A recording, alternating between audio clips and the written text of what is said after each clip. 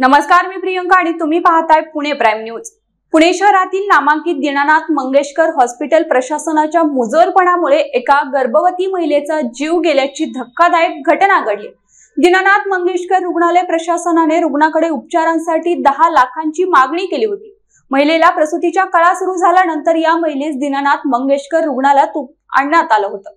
हातात असलेले 2.5 लाख रुपये भरायला तयार असतानाही महिलेला दाखल करून घ्यायलाही रुग्णालय प्रशासन तयार झालेलं नाही। शेवटी इतर रुग्णालयात हलवण्यात आलं असता महिलेला त्रास झाला। अखेर जुळ्या मुलांना जन्म देऊन आईचा मृत्यू झाल्याचं समोर आलंय। तनिषा सुशांत भिसे असं मृत्यू झालेल्या महिलेचं नाव। या घटनेमुळे पुण्यात मोठी खळबळ उडाली। पुण्यातील नामांकित रुग्णालयाला जीवापेक्षा पैसा महत्त्वाचा आहे का, असा सवालही उपस्थित केला जातो। दीनानाथ मंगेशकर रुग्णालयाने गर्भवती महिलेच्या नातेवाईकाला 10 लाख डिपॉझिट भरण्यास सांगितल्याची रिसीटही समोर आल्यानंतर अनेकांनी याबाबत संताप व्यक्त केला। दीनानाथ मंगेशकर रुग्णालय प्रशासनाने तनिषा भिसे यांना पैशाच्या हव्यासापोटी उपचारात अडवणूक केल्यानं त्यांना जीव गमवावा लागलाय। पैशाअभावी हॉस्पिटलने गेटवरूनच गर्भवतीला परत पाठवल्यानं आणि ऐन वेळी रुग्णवाहिका मिळू न शकल्यानं महिलेचा नाहक बळी गेला। प्रसूती वेदना तीव्र होऊ लागल्यानं महिलेला खासगी गाडीनं 25 किलोमीटर अंतरावरील रुग्णालयात नेण्यात आलं। तिथं तिनं जुळ्या मुलींना जन्म दिला। मात्र वेळीत योग्य उपचार न मिळाल्यानं तिची तब्येत खालावली। त्या रुग्णालयात दाखल करताच गर्भवती महिलेचा मृत्यू झाला। वेळीत उपचार मिळाले असते तर जन्मताच 2 नवजात बाळांनी आपली आई गमावली नसती। या प्रकरणी मिळालेल्या अधिक माहितीनुसार भाजप आमदार अमित गोरखे यांचे स्वीय सहाय्य सुशांत भिसे यांच्या पत्नी तनिषा भिसे यांना प्रसूती वेदना होत होत्या।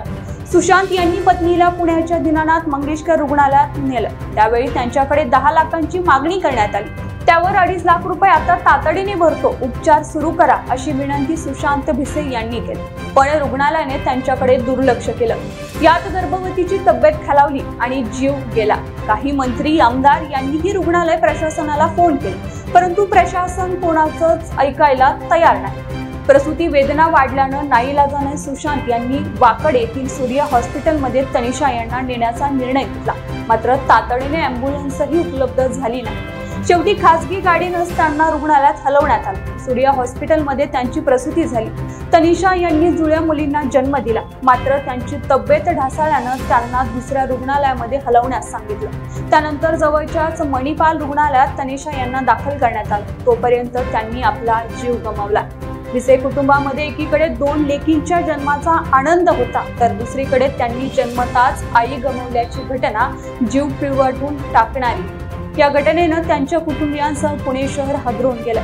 योग्य उपचार न मिळाल्यामुळेच तनिषा यांचा मृत्यू झाल्याचा आरोप गर्भवतीचे पती सुशांत भिसे यांनी केला। दीनानाथ सारख्या नामांकित रुग्णालयाने पैशांपेक्षा माणुसकी जपली असती तर 2 लहान लेकी आज आईपासून दुरावल्या नसत्या। पण मंगेशकर रुग्णालयाने पैशाला जास्त महत्त्व दिलं, त्यामुळे एका तरुण आईचा जीव गेला। यामुळे संतापाची लाट सर्वत्र उसळली। नमस्कार। काल एक अत्यंत दुर्दैवी घटना घडली, ती म्हणजे आमची भगिनी मोनाली सुशांत भिसे, तिचे पती माझे स्वीय सहाय्यक म्हणून काम करतात। ती प्रेग्नंट असल्यामुळे दीनानाथ हॉस्पिटलला डिलिव्हरीसाठी ॲडमिशनला गेलेली असताना आणि पोटामध्ये तहानी 2 मुलं होती, जी जुळी होती, आणि तिथं तिला 10 लाख रुपये अर्जंट भरा, नाहीतर आम्ही ॲडमिशन देणार नाही असं सांगितलं गेलं। 3 लाख रुपये भरण्याची तयारी असतानाही त्या ठिकाणी आम्ही ॲडमिशनच देऊ शकत नाही, क्रिटिकल शस्त्रक्रिया आहे असं सांगितलं गेलं आणि ॲडमिशन नाकारलं गेलं। त्यानंतर मंत्रालयातनं फोन गेल्यानंतरही तिथल्या ॲडमिनिस्ट्रेशननी ते झुकारून त्यांना ॲडमिशन दिलं नाही आणि त्या धावपळीत दुसऱ्या हॉस्पिटलमध्ये जावं लागलं। पण त्या दुसऱ्या हॉस्पिटलमध्ये गेल्यानंतर त्या ठिकाणी ट्रीटमेंट मिळाली। त्या ठिकाणी त्यांना 2 जुळ्या मुली झाल्या, पण दुर्दैवी त्या आईचे त्या ठिकाणी मृत्यू झाला। मला हे सांगायचं की दीनानाथ हॉस्पिटल हे खऱ्या अर्थानं गरिबांसाठी आणि ट्रस्ट म्हणून चालवलं जातं, पण अशा प्रकारचा अत्यंत गंभीर गुन्हा ह्या हॉस्पिटलने केलेला आहे आणि अशा अनेक तक्रारी ह्या आलेल्या आहेत। आणि हे जर माझ्या स्वतःच्या पीए बरोबर होत असेल तर अत्यंत दुर्दैवी घटना आहे। त्यामुळे येणाऱ्या अधिवेशनामध्ये नक्की हा विषय आम्ही मांडणार आहोत आणि याविषयी कडक पावलं नक्कीच माननीय मुख्यमंत्री आणि सर्वांनी उचलावी अशी मी विनंती करणार आहे। या बातमीसह इथेच थांबतोय, मात्र तुम्ही पाहत राहा पुणे प्राइम न्यूज।